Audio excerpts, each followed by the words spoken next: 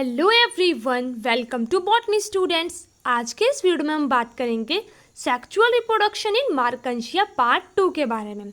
पिछली वीडियो में हमने फर्टिलाइजेशन देखा था मार्कंशिया का। अब हम बात करेंगे जाइगोट कैसे बनता है, कैप्सूल की फॉर्मेशन कैसे होती है, डाइसेंस कैसे होता है हमारे कैप्सूल का, और लास्ट में देखेंगे स्पोर जर्मिनेशन इन मार्कंशिया के बारे में। तो हमारे पास जो है स्पोरोफिटिक फेज जो है मार्कंशिया का स्टार्ट हो जाता है जब हमारे पास जाइगोट बनता है। एक बार पहले पीछे वाला समझते हैं। देखो, हमने जो है ये देखा था आर्केगोनियोफोर, ठीक है। आर्केगोनियोफोर के अंदर हमारे पास आर्केगोनियम बने थे, ये वाले हमारे पास आर्केगोनियम है, ठीक है। हमने क्या पढ़ा था कि यहाँ पे हमारे पास नेक कैनाल सेल होते हैं, वेंटर कैनाल सेल होते हैं, वो डीजेनरेट हो जाते हैं, म्यूसिलेज को सक्रिएट करते हैं जो अट्रैक्ट करता है हमारे मेल गैमेट को। मेल गैमेट गया अंदर, ठीक है, और हमारे पास फर्टिलाइजेशन होगी। आफ्टर फर्टिलाइजेशन हमारे पास यहाँ पे क्या हो रहा है, जाइगोट की फॉर्मेशन हो रही है। हो कहाँ पे रही है, इन आर्केगोनियम के अंदर हो रही है, ठीक है। ये बात हमें ध्यान में रखनी है। अब आर्केगोनियम में हमारे पास क्या हो रहा है, जाइगोट बन रहा है। जाइगोट जहाँ पे बन रहा है, ठीक है, स्पोरोफिटिक प्लांट बॉडी जो है ब्राइफाइट की, उसको बोलते हैं स्पोरोगोनियम, क्योंकि यहाँ पे जो जाइगोट है उसका साइज इनलार्ज होगा और वो खुद की सेल वॉल को सक्रीट करेगा, ठीक है। रहेगा कहाँ पे, वो वेंटर के अंदर, और वहीं पे जर्मिनेट करना स्टार्ट कर देगा। जो हमारे आर्केगोनियम है उसी के अंदर वो जर्मिनेट करना स्टार्ट कर देगा, ठीक है। After fertilization the seat of archegoniophore elongate and central part of the disc bulges and which result the archegonium contain zygote become inverted.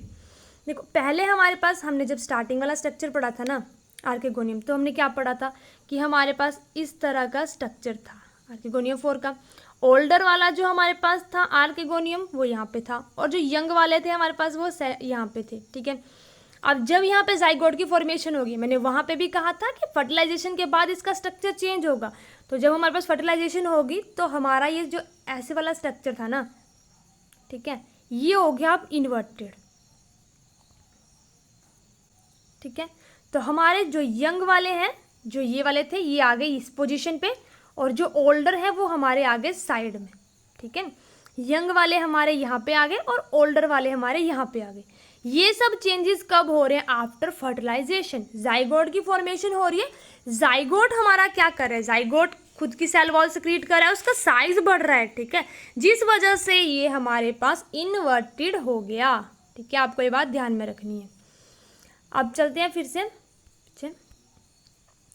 तो जो हमारे पास जो है चेंजेस आ रहे हैं जाइगोट के, ठीक है, वो आ रहे हैं गैमेटोफाइट टिश्यू अराउंड आर्केगोनियम, ठीक है। जो सेल होंगे वेंटर के वो डिवाइड करेंगे, पेरिकाइनल डिवीजन होगी, और हमारे पास वेंटर क्या बना देगा, कैलिप्ट्रा, ठीक है। तो हमारे पास किसकी फॉर्मेशन हो रही है, कैलिप्ट्रा की। उसको हम आगे पढ़ते हैं। मेन क्या यहाँ पे आ गया कि जो हमारा फर्टिलाइजेशन हो रही है उसके बाद जाइगोट बन रहा है। जाइगोट कहाँ बन रहा है, आर्केगोनियम के अंदर। अब उसको आर्केगोनियम नहीं बोलेंगे, अब उसको क्या बोल देंगे, स्पोरोगोनियम। जाइगोट बन चुका है, डिप्लॉइड जाइगोट है हमारे पास। तो ये अब हम पढ़ेंगे मैच्योर स्पोरोगोनियम के बारे में कि उसका स्ट्रक्चर कैसा है हमारे पास, ठीक है। उसमें हमारे पास डिफ्रेंशिएट होता है, जो मैच्योर स्पोरोगोनियम है वो डिफ्रेंशिएट होता है फुट, सीटा, कैप्सूल में। ये मेन पार्ट आ गया। इसके अलावा यहाँ पे हमारे पास कैलिप्ट्रा प्रेजेंट है, पेरिगाइनियम और पेरिचाइटियम, ठीक है। ये सब हमारे पास बनेंगे। ये आ गया हमारे पास स्ट्रक्चर मैच्योर स्पोरोगोनियम का, ठीक है। ये वाला जो हमारे पास दिखाया जा रहा है, ये वाला स्ट्रक्चर कौन सा है, आर्केगोनियम का, जब हमारे पास डिवीजन नहीं हुई है, ठीक है, जिस टाइम पे हमारे पास जाइगोट नहीं बना है, ठीक है, हमारे पास फर्टिलाइजेशन नहीं हुई है, उस टाइम का ये स्ट्रक्चर है हमारे पास आर्केगोनियम का। क्या हो गया हमारे पास, अब यहाँ पे हमारे पास चेंजेस आ रहे हैं। जो स्टॉक वाला रीजन है ये बन गया फुट, ठीक है। एग वाला रीजन कहाँ पे आ गया हमारे पास, ये बन गया कैप्सूल, जो एग वाला रीजन है। जो वेंटर कैनाल सेल है उससे बन गई ये साइड साइड की हमारे पास लेयर्स, वॉल्स बोलते हैं जिसको, ठीक है। ये क्या बन गया, कैलिप्ट्रा। एग से बन गया कैप्सूल, वेंटर कैनाल सेल से बन गया कैलिप्ट्रा, फुट किससे बना, स्टॉक से, ठीक है।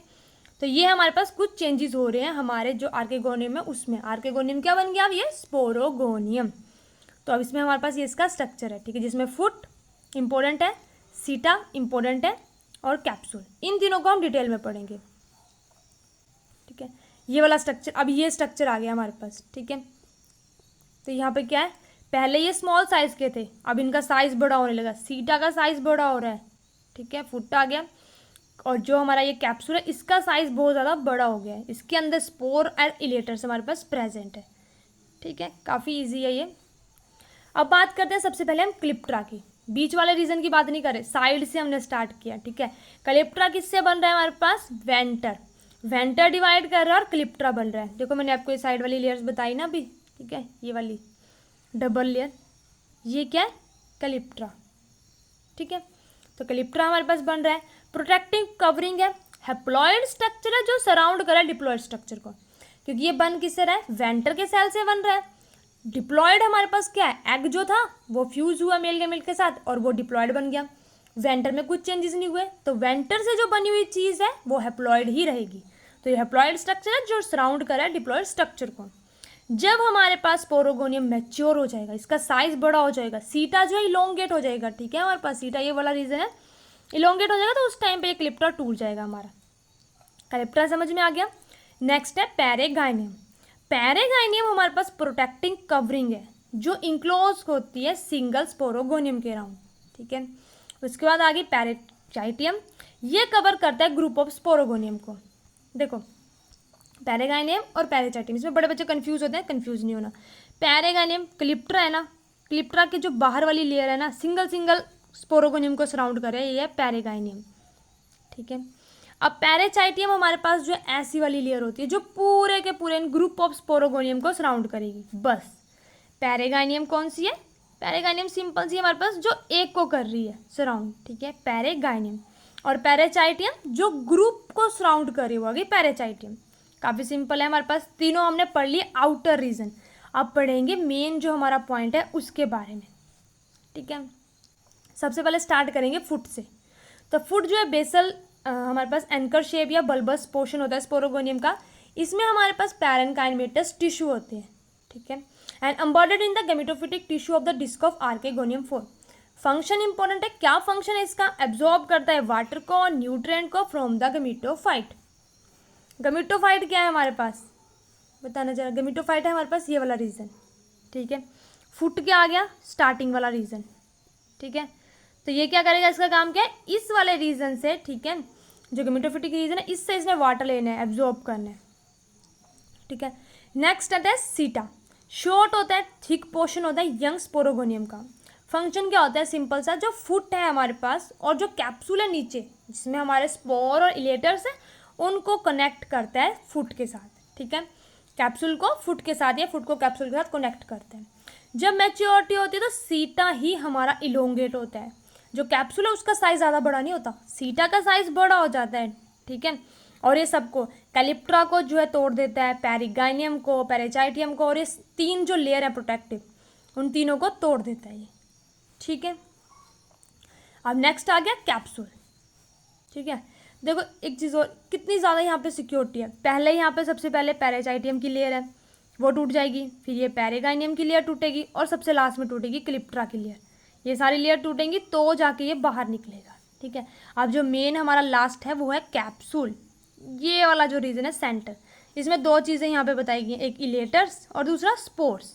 इलेटर्स कैसे बताए हुए हैं, इस तरह से जो है इलेटर्स हैं और पॉइंटेड पॉइंटेड हमारे स्पोर्स हैं। ठीक है, तो अब इनको हम पढ़ेंगे। कैप्सूल जो है ओवल है हमारे पास। ठीक है, डिस्टिल एंड है स्पोरोगोनियम का, सबसे एंड वाला पोर्शन है हमारे पास। सिंगल लेयर वॉल है, enclose a mass of spore and इलेटर्स। ठीक है, खुद ये सिंगल लेयर है लेकिन इसके अराउंड 3 लेयर्स हैं प्रोटेक्टिव। ठीक है, इसके अंदर क्या है, स्पोर है और इलेटर्स है। इलेटर्स को सबसे पहले देखते हैं। तो इलेटर्स हमारे पास लॉन्ग विद टैपरिंग एंड्स हैं। ठीक है, स्प्लिंडर शेप के हैं, स्टेराइज डेड सेल है। क्या क्या बात याद रखनी है हमारे पास, लॉन्ग है, स्पोर हमारे पास जो है ओवल शेप के होते हैं, ये टैपरिंग एंड है, लॉन्ग होते हैं हमारे पास, इस तरह से होते हैं इलेटर्स। ठीक है, और डेड सेल है ये 2 to 3 spiral thickening band on their walls, thick होते हैं थोड़े से। अब यहाँ पे है दे आर हाइग्रोस्कोपिक, ये नई टर्म है। हाइग्रोस्कोपिक क्या होता है, हाइग्रोस्कोपिक यानी कि ये क्वाइल करेंगे जब एटमॉस्फेयर ड्राई हो जाएगा हमारे पास। ठीक है, जिस टाइम पे ड्राई कंडीशन है क्वाइल करेंगे इस तरह से हमारे पास। ठीक है, और जब हमारे पास एटमॉस्फेयर वेट है तो अनक्वाइल हो जाएंगे। और इनका ये क्वाइलिंग और अनक्वाइलिंग से ये हेल्प करते हैं स्पोर डिस्पर्जल में। ठीक है, जब स्पोर डिस्पर्जल पढ़ेंगे अभी हम, तब देखेंगे कि किस तरह से हेल्प करते हैं। मेन फंक्शन है इनका स्पोर के साथ प्रेजेंट होने का, कि ये उनको डिस्पर्जल में हेल्प करेंगे बस। अब आगे हमारे मेन स्पोर्स जो है स्मॉल होंगे, ठीक है, जिनमें हैप्लॉइड न्यूक्लियस होगा हमारे पास। स्पोर मदर सेल जो है डिवाइड होगा 32 सेल में, बट कॉमन वॉल होगी यहाँ पे। अब हमारे पास यहाँ पे हो क्या रहा है, एक हमारा स्पोर है, ठीक है, वो हमारे पास डिवाइड करेगा, जो स्पोर मदर सेल बोल सकते हैं, वो डिवाइड करेंगे 32 सेल्स में, ठीक है, लेकिन उनकी वॉल कॉमन रहेगी। एक सेल है हमारे पास, ठीक है, मदर सेल, ये डिवाइड कर गया, बीच वाला कितना है 32, और वॉल एक ही है, ठीक है। अब थोड़े टाइम बाद ये सारे के सारे सेपरेट हो जाएंगे, ये वाला निकल आया, ये वाला आ गया, ये वाला आ गया, सारे के सारे यहाँ पे हमारे पास स्पोर्स आ गए। हर स्पोर में जो है हमारे पास 4 जो सेल होगा उसमें 4 हमारे पास स्पोर्स होंगे, ठीक है। इस तरह से हमारे पास ये यहाँ पे डिवीज़न हो रही है। अब डाइसेंस कैसे होगा, जो मैच्योर कैप्सूल है जो फिल है स्पोर और इलेटर से, वो ड्राई एयर में आ जाएगा, ठीक है, क्योंकि इलांगेशन होगी सीटा की। सीटा का मेन फंक्शन है, जो भी हमारे पास लेयर है प्रोडक्टिव वो सब के सब टूट जाएंगी। कॉइलिंग और अनकॉइलिंग मूवमेंट जो इलेटर है वो हेल्प करेगा इन स्पोर्स को सेपरेट फ्रॉम द मास, कि मास से सेपरेट हो जाओ, कुछ कॉइल हो रहे हैं कुछ अनकॉइल हो रहे हैं, ठीक है, और डिस्पर्स हो जाएंगे ग्रेजुअली। और रेन या विंड की वजह से हेल्प से ये जो स्पोर्स हैं ये चले जाएंगे यहाँ से, ठीक है, कैरिड अवे हो जाएंगे। ज़्यादातर इनमें जो है वाटर की ज़रूरत होती है, तो ये वाटर से जो है वो रेन से जो है वो डिसअपेयर हो जाएंगे। जैसे वहाँ पे मतलब रेन आएगी तो उसके वजह से ये इनका डाइसेंस हो जाएगा, ठीक है। फिर आता है जर्मिनेशन, तो जो स्पोर मदर सेल होता है मार्कंशिया का, वो 4 स्पोर बनाता है, ठीक है, जिसमें से 2 हमारे पास मेल होंगे और 2 फीमेल होंगे, ठीक है। अब 4 हैं, उनमें से 2 मेल और 2 फीमेल हैं। अब स्पोर की बात करें तो थोड़ा सा ही पढ़ेंगे इसके बारे में। तो इसकी बाहर की लेयर होगी एक्साइन, इंटाइन, और बीच में हमारा आ गया स्पोर, ठीक है।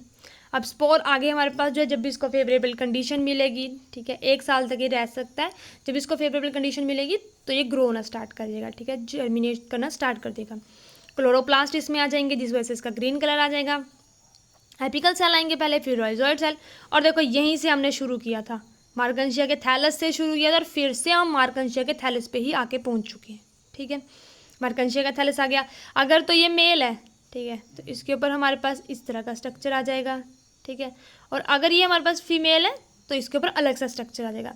बाकी देखने में इन दोनों की मॉर्फोलॉजी सिमिलर होगी, सिवाय इनमें फ़र्क होगा थोड़े से इनके सेक्स जो गैमेट्स बनेंगे उनमें, ठीक है। तो मार्कंशिया का थैलस पे हम पहुंच चुके हैं। इसी तरह से इसका लाइफ साइकिल चलता है, ठीक है। नेक्स्ट वीडियो में हम लाइफ साइकिल देखेंगे मार्कंशिया का। इसी के साथ वीडियो कंप्लीट होती है। आई होप आपको वीडियो अच्छी लगी हो। वीडियो अच्छी लगी तो वीडियो को लाइक करें, चैनल को सब्सक्राइब करें। Thank you.